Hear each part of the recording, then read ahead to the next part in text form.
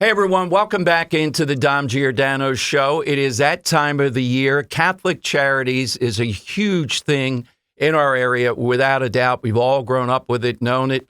But you might be amazed some of the stories you hear today from our four guests. But some of these stats, guests, that I just took a look at, then we'll flesh that out with actual humans. They're amazing. Fiscal year ending in 2022, the Archdiocese of Philadelphia positively impacted 608,699 adults, children, seniors, and families. I went through Catholic education. I know the nuns. I know that's a precise figure. They wouldn't be off by even one person. And approximately 10,300 parents received essential baby care items. And I want to go to Amy Stoner. Amy heads up, is the director of the Community-Based Housing and Homeless Division, Catholic Social Services. She's a veteran. She's been with me before. And I know, Amy, one of the things under your purview, some of these things are life-sustaining and all, and there's a certain element of grace and happiness with it, but there's also human tragedy that we're bailing people out of. This is almost, you get all the benefits of this. That's right. In dealing with this. And you recently had Philadelphia's biggest baby shower, but it was in a parking lot, apparently. It was. Thanks, Dom. One of the things that probably people don't know is that we serve over 4,000 pregnant moms a year throughout the Archdiocese in a variety of different programs and a variety of different sites. And we always have a few baby showers, community baby showers, to bring moms in from the community to connect with us and get involved with our programs. So this year we decided, let's throw Philly's biggest baby shower at the Archdiocese parking lot down at 222 North 17th Street. And we had never done something so big, but we were pleasantly surprised that we were hoping 500 moms would come. And what we saw was probably double that. We saw fathers, little children, pregnant moms. They were lined up on a Saturday morning to come in and participate in different workshops and get all kinds of diapers and baby clothes. And it was a way to connect with our staff. It was amazing. So that was our first annual, and we plan to have that for years to come. I'm trying to think of who should be the MC for that big of a baby shower. We're going to have to put someone and find out about that. Now, if you want to contribute to great things like this, I gave you some of the stats. The best place to go is CatholicCharitiesAppeal.org, which is the website, CatholicCharitiesAppeal.org. And a feature there is you can designate something like this program, things like this. There's a whole array of them there. And I think that's important for people to know. They're not just contributing to this huge, with all these statistics, but actual segments of this that they have a real stake of. Also joining us today is Father Thomas Gardner, director of the Temple Newman Center. Newman Centers are the campus ministry program on non-college campuses or non-Catholic campuses, I guess. It's a misprint. Temple's Newman Center is part of Temple. So, Father, you went from Westchester University, you were telling me. Correct. Now to Temple. Right. The only difference is probably the parking, right? That's no, right. There's Yeah. big differences there, but you've been well received there. How big is the Catholic population, and what do you do with the kids there at Temple? Sure. I'm still learning a lot about the demographics of Temple University, and it's a little bit slightly bigger than Westchester, but just like Westchester, a whole lot of Catholics on campus. It's as you mentioned, these are Newman Centers are on campuses that are not Catholic. We have a lot of Catholic colleges in our area, but we have probably more Catholics going to non-Catholic colleges, and so we try to have a Catholic presence for them. And so we have a building that's called the Newman Center, and it's right on Temple's campus. And we've, I would say, I don't know percentage-wise, but thousands of Catholics who are on campus.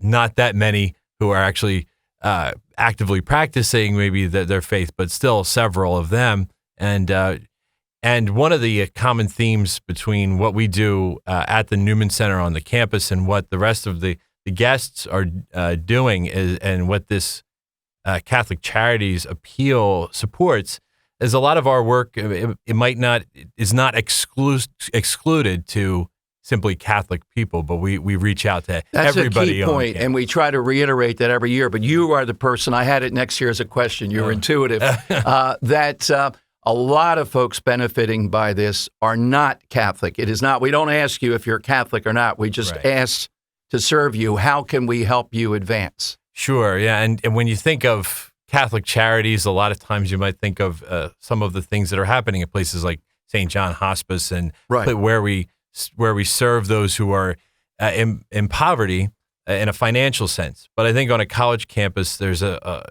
huge opportunity to serve people who are experiencing maybe some other type of poverty, the loneliness, the isolation, that the fact that the homesickness that will come along with somebody who's just leaving home for the first time, going to a new environment. And we see a lot of potential to help people on campus, to reach out to them and to have them have a real human connection.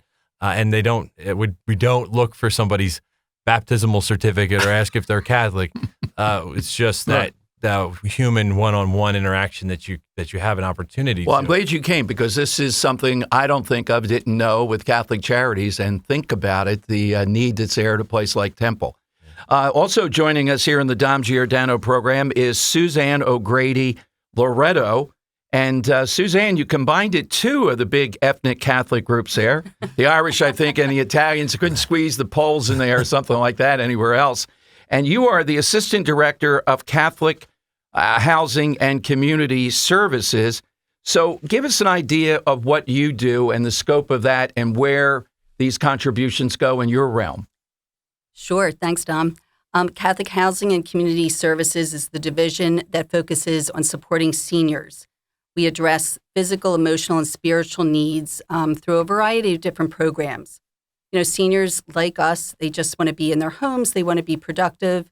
They want to be valued. They want to live meaningful lives. And it's hard. It's a time when they're more and more challenged by, the changes that they're experiencing due to aging.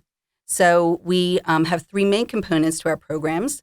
We have the community, senior community centers, where they serve as a gathering place for seniors to really engage in activities, keep their physical and mental well-being at the forefront. And we provide social services and meals. And last year, we actually served more than 44,000 meals to seniors through our senior centers.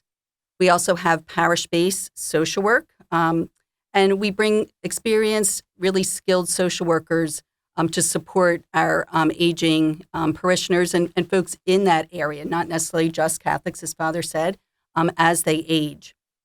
And they will do a visit in their home. They will assess their needs and come up with a care plan and really let the seniors drive what they need as they direct, what they need to support within their lives.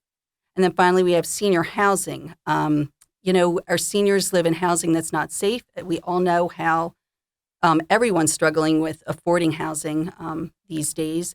And particularly with seniors, in addition to affordability and quality, there's also an issue with safety. People living in 2 floors, a bathroom on the 2nd floor, they can't access it any longer. So we actually develop senior housing communities. So we have 7 of those right now. We have 1 in construction, and then we have an 8th in pre-development. So that aging gracefully process is really important to us, and we just try and support seniors in as many ways as we can. And really the core of what we do and what all of our programs do is we see the innate dignity of each person. For us, it's a God-given innate dignity, but everything we do reflects that. Well, thank you, Suzanne. And joining us, too, on the Dom Giordano Show is Barry Martin, Program Director at St. John's Hospice, which is one of the most well-known, storied even, places that we've all seen if you live in Philadelphia long enough. So what's the latest at a place that we know of? Or I might ask you, Barry, what is it you do there that maybe we don't know? How would you characterize it? Well, I would say that what we do is we serve 3,500 individuals a year. We have a place where they can come and eat lunch every day, Monday through Friday. And we have a housing program for 40 men at night. They live there throughout the day as well, and they have case management services.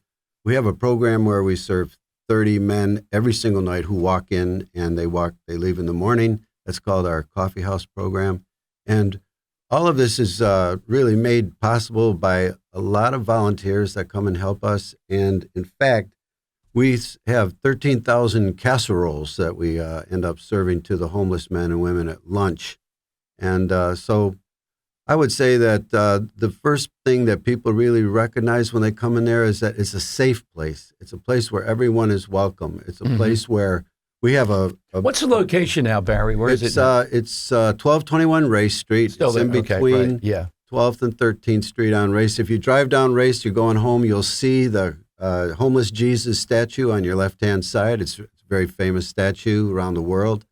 And it does represent who we are, because we have inside, we have a picture of Christ and the Breadlines. It's a very famous Fritz Eichenberg print. It was a woodcut. And, it's the road to Emmaus. Christ is, he walks up to these people. They don't even know who he is.